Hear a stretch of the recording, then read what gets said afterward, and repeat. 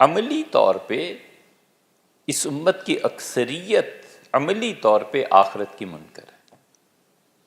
اگر یہ آخرت کے منکر نہ ہوتے تو اتنے مقدمات ہوتے۔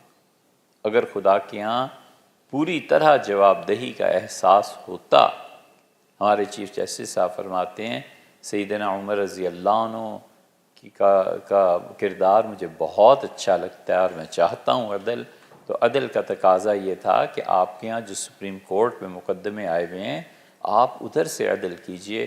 وہ ڈیم 1000 بار بناؤ یار، کون اس کو روکتا ہے، کون اس ترقی کو روکتا ہے؟ اللہ کا شکر ہے اس ملک میں ہونی چاہیے، لیکن کس کا کیا کام ہے، کس فرد کا کیا کام ہے؟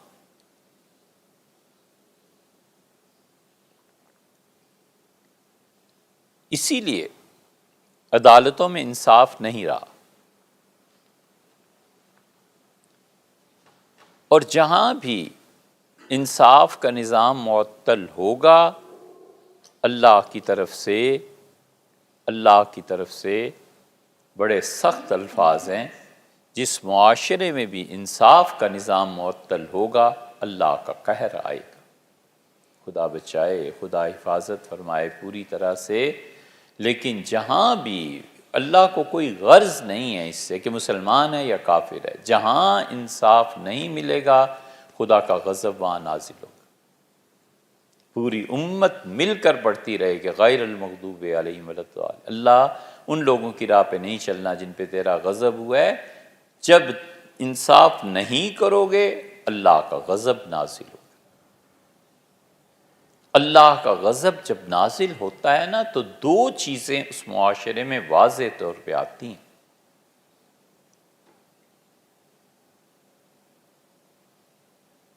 کئی فون یہ جو ابھی چھٹیاں ہوئی تھیں عدالتوں میں، تو وکیل کئی حضرات اس مسئلے میں طلاق ہوئی یا نہیں، یہ ہوا یا نہیں، تو ہم نے ایک سے پوچھا، اچھے جج تھے، ان سے ہم نے عرض کیا کہ کیا؟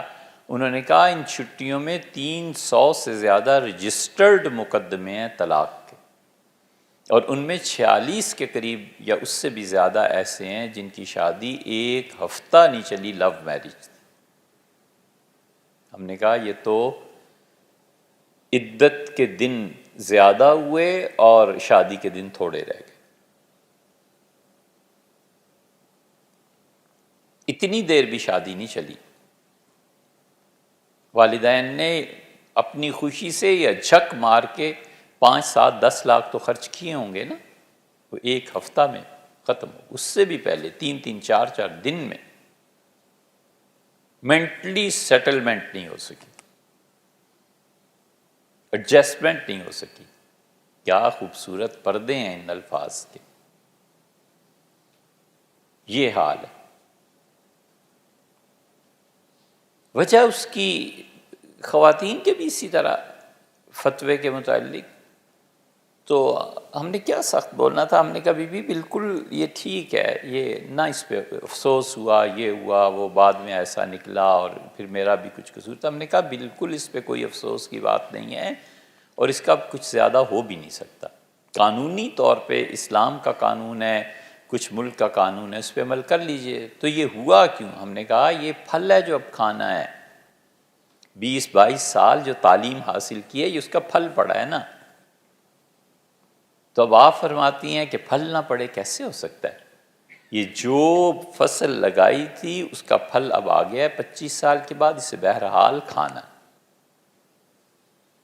جو بھی گلاب کی بیل لگائی تھی تو انہیں سونگھنا پڑے گا، کیکر کا درخت لگایا تھا، کانٹے برداشت کرنے پڑیں گے۔ اب اس کا کچھ ہو سکتا ہے؟ ہم نے کہا اب کچھ نہیں ہو سکتا، اب کچھ نہیں ہوتا۔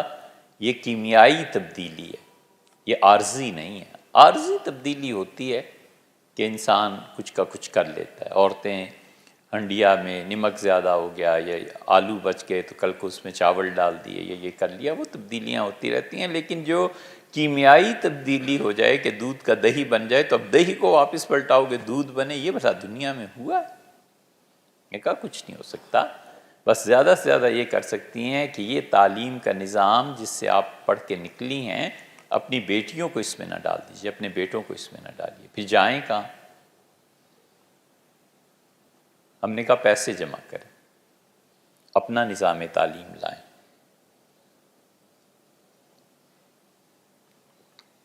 یہ سب اس نظام تعلیم کی پیداوار۔ اللہ کا غضب جس معاشرے پہ بھی نازل ہوتا ہے نا، دو چیزیں بہت واضح نظر آتی ہیں۔ بات یہ ہے کہ پھل کو کہتے ہیں نا دیکھ کے درخت پہچانا جاتا ہے، تو خدا کا غضب ایسے تھوڑا ہی ہے کہ رات کو قہر نازل ہو جائے، بجلیاں کڑکیں اور 200 400 اور ہزاروں افراد مر جائیں۔ خدا کا غضب یہ تھوڑا ہی ہے کہ پہاڑ چل پڑے اور شہروں کے شہر مٹ گئے، وہ ایک الگ چیز ہے۔ اللہ کا غضب جن قوموں پہ اور معاشروں پہ نازل ہوتا ہے، وہاں سب سے پہلی علامت ظاہر ہوتی ہے، بھوک عام ہو جاتی ہے۔ بھوک کا مداوع نہیں ہوتا، بھوک عام ہو جاتی۔ وہ بھوک چاہے پیٹ کی ہو اور وہ بھوک خواہ جنس کی ہو، یہ دونوں طرح سے ہوس عام ہوتی ہے۔ ہوس بھی بھوک ہے نا، یہ عام ہو جاتی ہے۔ جائز ملے ناجائز ملے، کھانے کو گائے کا گوشت ملے یا معاذ اللہ استغفر اللہ کوئی حرام گوشت ملے، سب ٹھیک ہے، کسی طرح ہونا چاہیے۔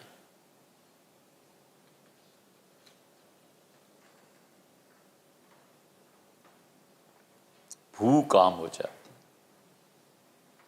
اور بھوک کا مداوع نہیں ہوتا۔ خدا کا غضب اس طرح نازل ہوتا ہے ایک، اور خدا کے دوسرے عذاب قہر کے مسلط ہونے کی علامت یہ ہے کہ خوف عام ہو جاتا ہے، ڈرتا ہے، بھائی بھائی سے ڈرتا ہے، والدین اولاد سے ڈرتے ہیں